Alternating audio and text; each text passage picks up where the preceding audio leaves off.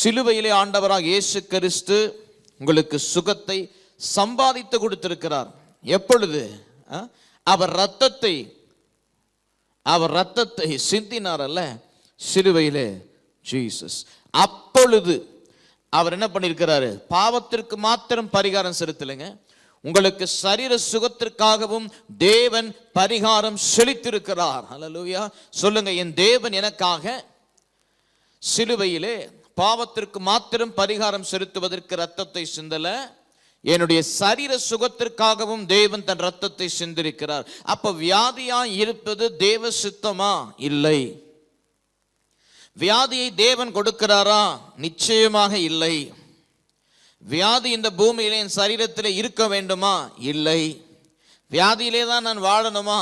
ஆண்டவர் சில பேர் சொல்லுவாங்க, உங்களுடைய ஆவி ரட்சிக்கப்பட்டது, மறுரூபமாக்கப்பட்டது, ஆமென், ஜெனிப்பிக்கப்பட்ட பொழுது, ஆனால் சரீரம் வந்துட்டு இன்னும் பாவ சரீரம் தானே. ஆகவே ஆண்டவராக இயேசு கிறிஸ்துவினுடைய இரண்டாம் வருகை நாளிலே தான் இது உயிர்ப்பிக்கப்படும், மகிமையாக்கப்படும். அதுவரையிலும் சரீரத்தில் வியாதி இதை போன்ற காரியம்லாம் வரதான் போது அப்படி சிலர் சொல்லி கன்வின்ஸ் பண்ணுவாங்க. நான் சொல்லுகிறேன் உங்களுக்கு, அப்படிலாம் நீங்க கன்வின்ஸ் ஆகவே கூடாது. இந்த சரீரத்திற்கு சுகத்தை கர்த்தராகிய தேவன் பரிபூரணமாய் சம்பாதித்து கொடுத்திருக்கிறார். ஹல்லேலூயா. வாசிப்போம் பாருங்க, மார்க் எழுதின புஸ்தகம் 5ஆம் அதிகாரத்திற்கு திருப்போம். 25ஆம் வசனத்திலிருந்து நான் வாசிக்கிறேன் பாருங்க. அப்பொழுது 12 வருஷமாய் பெரும்பாடுள்ள ஒரு ஸ்திரீ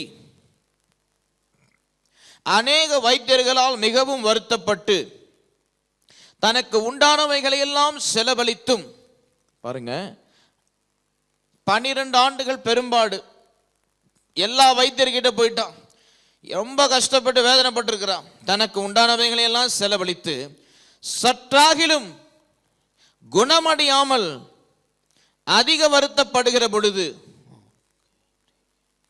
இயேசுவை குறித்து கேள்விப்பட்டு, நல்ல கவனிங்க, இயேசுவை குறித்து கேள்விப்பட்டு, நான் அவருடைய வஸ்திரங்களை ஆகிலும் தொட்டால் சுஸ்தமாவேன் என்று சொல்லி.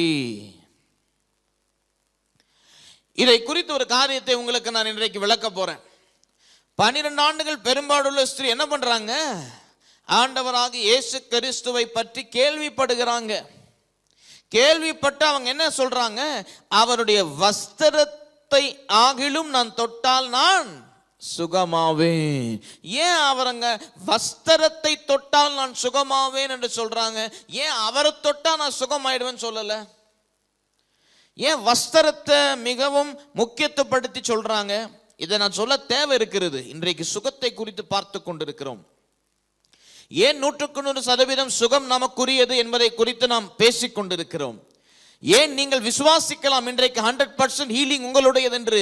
ஆகவே தான் பாருங்க, நான் பேசிக் கொண்டிருக்கிறது மிக முக்கியமான காரணம். ஏன் அந்த 12 வருடம் பெரும்பாடுள்ள ஸ்திரீ அநேக வைத்தியர்களுக்கு சென்று மிகவும் செலவழித்து எல்லாம் காசு போயிடுச்சு, மிகவும் வருத்தப்பட்டு எல்லாம் உணலாம் போயிடுச்சு, இயேசுவை பற்றி கேள்விப்பட்டு வஸ்திரத்தை தொட்டால் ஆகிலும் நான் சுகமாவேன். ஏன் அந்த வஸ்திரத்தை என்று சொல்றாங்க? வாசிப்போம், 28 கூட வாசிப்போம். ஜனக்கூட்டத்துக்குள்ளே அவருக்கு பின்னாக வந்து அவருடைய வஸ்திரத்தை தொட்டால், சொல்லுங்க, இயேசுவை தொடல, வஸ்திரத்தை தொட்டால் உடனே அவளுடைய உதிரத்தின் ஊரல் நின்று போயிட்டு அந்த வேதனை நீங்கி ஆரோக்கியம் அடைந்ததை அவள் தன் சரீரத்தில் உணர்ந்தாள். 30 உடனே இயேசு தம்மிலிருந்து வல்லமை புறப்பட்டதை தமக்குள் அறிந்து ஜனக்கூட்டத்துக்குள்ளே திரும்பி என் வஸ்திரங்களை தொட்டது யார் என்று கேட்டார். ஏன் இங்க வஸ்திரம் என்று சொல்லப்படுகிறது? ஏன் தெரியுங்களா?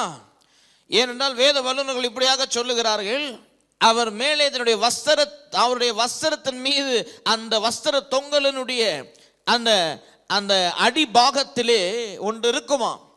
எத்தனை நியாயப்பிரமாணங்கள், how many laws were given to the people of Israel என்று பார்ப்போம் என்றால், எண்ணி பார்த்தால் 613 நியாயப்பிரமாணங்கள், கட்டளைகள், 613 laws, எத்தனை பிரமாணங்கள் இஸ்ரவேலர்களுக்கு கொடுக்கப்பட்டதாம். ஆமென். அப்போ அவருடைய வஸ்திர தொங்கலினுடைய கீழே, அவருடைய வஸ்திரத்தினுடைய அடிபாகத்தில் அந்த 613 நாட்ஸ் இருக்கிறதாம். எப்படி நம்ம ஒரு ஷால்வு போட்டிருக்கும் பொழுது அந்த ஷால்வு த்ரெட்டை பார்ப்பீங்களே, கீழே நாட்டா இருக்கும் பாருங்க.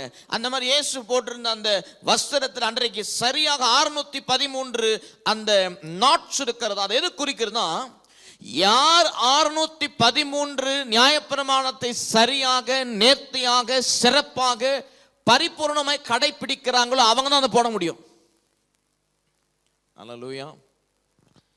613 laws ஃபாலோ பண்ணவன் தான் அந்த ட்ரெஸ்ஸை போட முடியும், அந்த ஷால்வை போட முடியும், அந்த வஸ்திரத்தை போட முடியும். அந்த வஸ்திரத்தில் அத்தனை 613 நாட்டுகள் என்ன அர்த்தம்னா, அத்தனையும் நிறைவேற்றினவர் அவர் என்பதுதான் அர்த்தம்.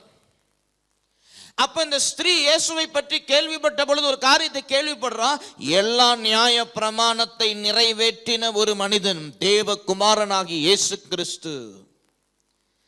39 தடியடி 39 முறை அவர் அடிவத்திரம் வாங்கல சவுக்கினாலே.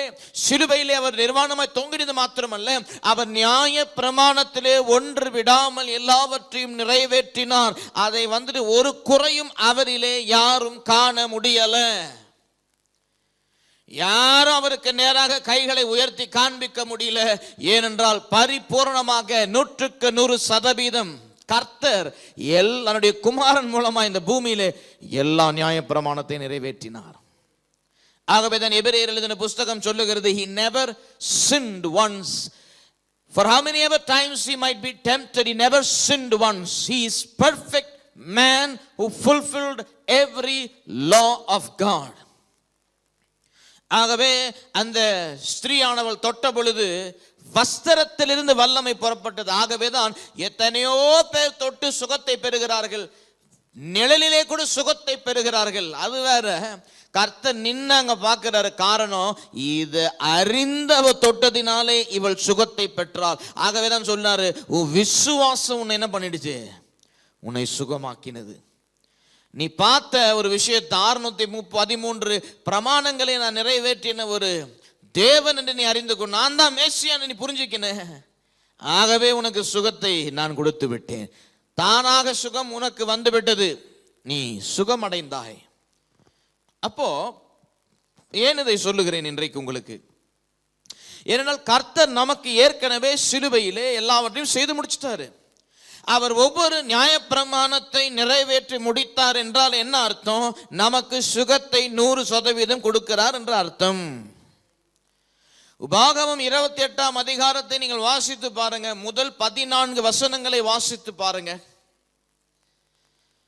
என்ன சொல்லுகிறது? முதல் 14 வசனத்தில் கர்த்தருக்கு கீழ்ப்படுகிறவர்களுக்கு என்னென்ன ஆசீர்வாதம் என்ற பட்டியல் கொடுக்கப்பட்டிருக்கிறது. அதுல என்ன சொல்றாரு?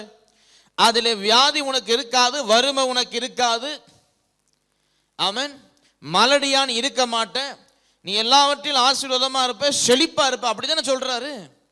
அப்படின்னா என்ன அர்த்தம்? உனக்கு வியாதி கிடையாது, ஏன்னா நீ கர்த்தருக்கு கீழ்ப்படுகிற நியாயப்பிரமாணத்தை நிறைவேற்றுகிற. புரியுதுங்களா நான் சொல்றது? நியாயப்பிரமாணத்தை நிறைவேற்றுகிற மனிதனுக்கு வியாதி கிடையாதுங்க. 100 out of 100 மார்க்ஸ் நியாயப்பிரமாணத்தை கீழ்ப்படிந்து நிறைவேற்றுகிற மனிதனுக்கு வியாதி வராது, வறுமை வராது, பிரச்சனை இருக்காது, மலடி இருக்காது, செய்யற வியாபாரம் செழிக்கும், எல்லாம் 100%. அப்ப நீங்களும் நானும் நியாயப்பிரமாணத்தை நிறைவேற்ற முடியாது இல்லைங்களா? ஆகவே வேதம் என்ன சொல்லுகிறது? மரத்திலே, கலாத்தியர் 3:13 வாசிச்சு பாருங்க. மரத்திலே தூக்கப்பட்ட எவரும் சபிக்கப்பட்டவர் என்று எழுதப்பட்டிருக்கிறது. ஆகவே கர்த்தராகிய இயேசு நமக்காக சாபமாகி நியாயப்பிரமாண சாபத்தின் நின்று நீங்கள் ஆக்கினார். அப்ப நியாயப்பிரமாணத்தின் சாபம் ஒரு மனிதன் மீது இருக்கும் என்றால் வியாதி வரும். நியாயப்பிரமாண சாபத்திலே ஒரு மனிதன் இருப்பான் என்றால், அதாவது கர்த்தருடைய கட்டளைகள் கற்பனைகளை கை கொள்ள முடியவில்லை என்றால் அவனுக்கு வியாதி வரலாம். ஆனால் உங்களுக்கோ எனக்கோ நமக்கோ இனி வர முடியாத. காரணம், கிறிஸ்து இயேசு சிலுவையிலே நியாயப்பிரமாண சாபத்திலிருந்து நம்மை நீங்களாக்கி விட்டார். அப்ப இன்றைக்கு உங்களுக்கு வியாதி வர வாய்ப்பே கிடையாது. ஆமென். இன்றைக்கு எல்லா விதத்திலும் நீங்க பார்த்தீங்கன்னாலும் வியாதிக்காக தேவர் பரிகாரம் செய்து முடித்து விட்டார் என்பதை நீங்கள் இன்றைக்கு விசுவாசிக்க வேண்டும். இப்ப நான் சொல்லுகிறேன், இன்றைக்கு சுகத்தை விசுவாசிங்க. அப்ப ஏன் எனக்கு சுகம் வரல? ஏன்னா எனக்கு விஷயம் தெரியல, ஏன்னா எனக்கு சத்தியம் புரியல. சங்கீதம் 1:2 அதான் சொல்லுகிறது, கர்த்தருடைய வேதத்திலே பிரியமாய் இருக்கிற மனுஷன் பாக்கியவான். இரவும் பகலும் அதில் தியானமாக இருக்கிறவன் பாக்கியவான். எனக்கு இந்த விஷயம் தெரிஞ்சதுன்னா உபாகமம் 28:1-14 தெரியுமானா, கலாத்தியர் 3:13 தெரியுமானா, அதை ஒப்பிட்டு படிக்க எனக்கு தெரியுமானா, அதை ஒப்பிட்டு பார்த்து புரிஞ்சுக்கொள்ள எனக்கு விளங்குமானா, மனக்கண்கள் எனக்கு திறந்திருக்குமானா, எபேசியர் 1:17 17, 18, 19 சொல்லுகிறது, பிரகாசமான மனக்கண்களுக்கு உண்டாயிருக்கட்டும். அது எனக்கு தெரிஞ்சதுன்னா நான் இன்றைக்கு சுகத்தோடு இருப்பேன். இல்லை தெரியல வச்சுக்கோங்க, நான் உபாகமம் 28 அந்த 68 வசனங்களை வாசிக்கிட்டு 60 வசனங்களுக்கு மேலே உட்காந்து வாசிச்சு என்னால் இதை செய்ய முடியல, அதனால இந்த வியாதி எனக்கு இருக்கு, என்னால் செய்ய முடியலன்ட்டு அப்படி நம்பிட்டு இருப்போம். கிடையாது. பிரகாசமான மனக்கண்கள் இருக்குமானா, இரவும் பகலும் கர்த்தருடைய வேதத்தில் தியானமாக இருப்பீங்கன்னா ஒரு காரியம் நடக்கும். என்ன நடக்கும்னா, ஹல்லேலூயா, நல்லா ஞாபகம் வச்சுக்கோங்க, சரியா வேதத்தை படிக்க தெரியும், பிரகாசமான மனக்கண்களை கர்த்தர் கொடுத்துருவாரு. எந்த ஆசீர்வாதம் உங்களுக்கு சொந்தம் என்று தெரியும், எல்லாத்தையும் நீங்க சுதந்திரிச்சிடுவீங்க, எதையும் விட்டுட மாட்டீங்க, எதையும் மிஸ் பண்ணிட மாட்டீங்க என்பதுதான் நீங்க இந்த மாலை வேளையில் நன்றாய் விளங்கிக் கொள்ள வேண்டும். ஆகவே கர்த்தருடைய வேதத்திலே தியானமா இருக்கிறது ரொம்ப முக்கியம்.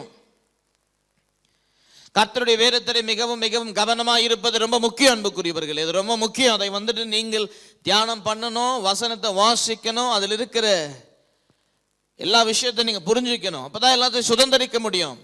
அப்ப ஏன் இன்றைக்கு எனக்கு சுகம் கிடைக்கல, ஏன் இன்னைக்கு எனக்கு சுகம் வரமாட்டேங்குது? ஏன்னா தேவன் எனக்கு என்னெல்லாம் செஞ்சார் என்று எனக்கு சரியா புரியலைங்க. எப்படி தேவன் இவ்வளவு செஞ்சு வச்சுட்டாரு, எனக்கு சரியா விளங்கல. சரி, நான் விளங்கிக்கினாலும் என் சரீரத்தில் ஒரு சில வியாதிகள் இருக்கு, அதை எப்படி வெளியே போக்குவது? ஜெபித்து பார்த்தேன், அது ஒன்றும் போற மாதிரி தெரியல, அதனால விட்டுட்டேன். நானும் அது எனக்கு தான் கொடுக்கப்பட்டிருக்கிற முள் என்று நான் நினைச்சுக்கிறேன். அப்படி கிடையாது. பிசாசு போராடி பார்ப்பான், அவ்வளோ லேசில் உங்களை விட மாட்டான் பாருங்க. ஏன்னா கர்த்தர் எல்லாம் செஞ்சாலும் உங்களை ஏமாத்த பார்ப்பான். அவன் பொய்யுக்கு பிதான் படிச்சிருக்கிறீங்க, அவன் திருடும் கொல்லும் அழிக்கும், வேற ஒன்றுக்கு வரமாட்டான், உங்களுக்கு தெரியும். ஆகவே அவன் முயற்சி பண்ணி பார்ப்பான், எப்படியாவது உங்களை ஏமாற்றலாம் என்று சொல்லி. நீங்க ஏமாறக்கூடாது. அதுக்கு தான் கர்த்தரை குறித்த காரியத்தை வேதத்தில் தெரிஞ்சு புச்சிக்கணும். அப்பதான் யார் என்ன சொன்னாலும் நீங்க நம்ப மாட்டீங்க. ரெண்டாவது, எல்லா விஷயத்தை நீங்கள் அறிந்து வைத்திருப்பீர்கள், ஆனால் நீங்கள் தேவனை துதிக்க துவங்குவீர்கள். துதிக்க ஒரு காரியம் நடக்கும். கர்த்தர் உங்களுடைய வாழ்க்கையிலே உங்களுக்கு எல்லாவற்றையும் சிலுவையிலே செய்து முடித்ததை நீங்கள் அறிந்திருந்தும் நீங்கள் பெற முடியாததை நீங்கள் பெற செய்வார். திருப்பி சொல்றாதே, துதிக்கும் பொழுது என்ன நடக்கும் என்றால், கர்த்தர் அவரை பற்றி நீங்கள் அறிந்திருக்கிற காரியத்தை, புரிந்து வைத்திருக்கிற காரியத்தை பெற முடியாம இருக்கிற அந்த விஷயத்தை கர்த்தர் துதியின் மூலமாய் நீங்கள் பெரும்படி சத்துருக்களை சிதறடித்து உங்களுக்கு பெற செய்வார்.